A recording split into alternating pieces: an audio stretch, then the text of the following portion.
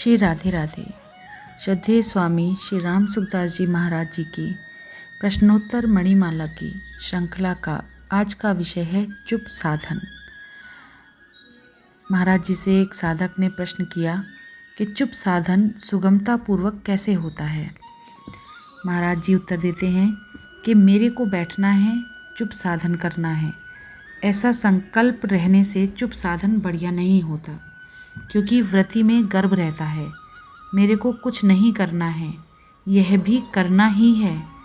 चुप साधन बढ़िया तब होता है जब कुछ करने की रुचि न रहे। जो देखना था देख लिया, सुनना था सुन लिया, बोलना था बोल लिया। इस प्रकार कुछ भी देखने, सुनने, बोलने की रुचि ही ना रहे। रुचि रहने से चुप साधन बढ़िया नहीं होता। एक साधक ने पूछा कि महाराज जी, कुछ करने की रुचि ना रहे तो सिद्धि हो गई, फिर साधन कैसे होगा। महाराज जी कहते हैं कि सिद्धि होने पर रुचि नहीं रहती, इतनी ही बात नहीं है, प्रत्युत असत की सत्ता ही उठ जाती है। न करने की रुचि रहती है, नहीं करने की रुचि रहती है। अतः रुचि न रहने से ही सिद्धि नहीं होती, प्रत्युत असत की सत्ता न रहने से सिद्धि होती है। सर्वथा रुचि न मिटने पर भी चुप साधन हो सकता है। एक साधक ने प्रश्न किया कि चुप साधन में बाधक क्या है। महाराज जी कहते हैं कि पदार्थ और क्रिया का आकर्षण अर्थात पदार्थ की आसक्ति और करने का वेग चुप साधन में बाधक होता है। एक और प्रश्न पूछा गया महाराज जी से कि चुप साधन और समाधि में क्या अंतर है। महाराज जी उत्तर देते हैं कि चुप साधन समाधि से श्रेष्ठ है, क्योंकि इससे समाधि की अपेक्षा शीघ्र तत्व प्राप्ति होती है। चुप साधन स्वतः है, कृति साध्य नहीं, पर समाधि कृति साध्य है। चुप होने में सब एक हो जाते हैं, पर समाधि में सब एक नहीं होते। समाधि में समय पाकर स्वतः व्युत्थान होता है, पर चुप साधन में व्युत्थान नहीं होता। चुप साधन में वृत्ति से संबंध विच्छेद है, पर समाधि में वृत्ति की सहायता है। एक साधक ने महाराज जी से पूछा कि चुप साधन में चिंतन की उपेक्षा कौन करता है। महाराज जी कहते हैं कि उपेक्षा स्वयं करता है।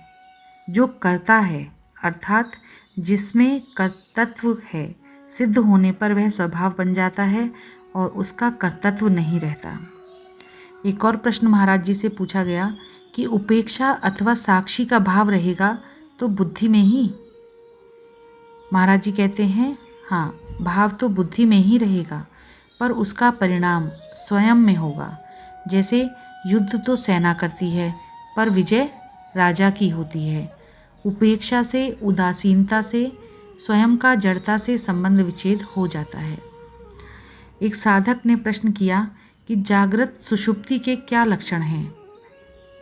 महाराज जी कहते हैं जब ना तो स्थूल शरीर की क्रिया हो, ना सूक्ष्म शरीर का चिंतन और ना कारण शरीर की निंद्रा तथा बेहोशी हो, तब जागृत सुषुप्ति होती है। जागृत सुषुप्ति और चुप साधन एक ही है। समाधि में तो लय, विक्षेप, कषाय और रसास्वाद ये चार दोष रहते हैं, पर जागृत सुषुप्ति में ये दोष नहीं रहते।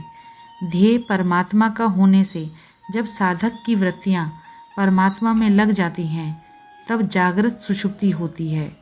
इसमें सुषुप्ति की तरह बाह्य ज्ञान नहीं रहता, पर भीतर में ज्ञान का विशेष प्रकाश रहता है। जय जय श्री राधे।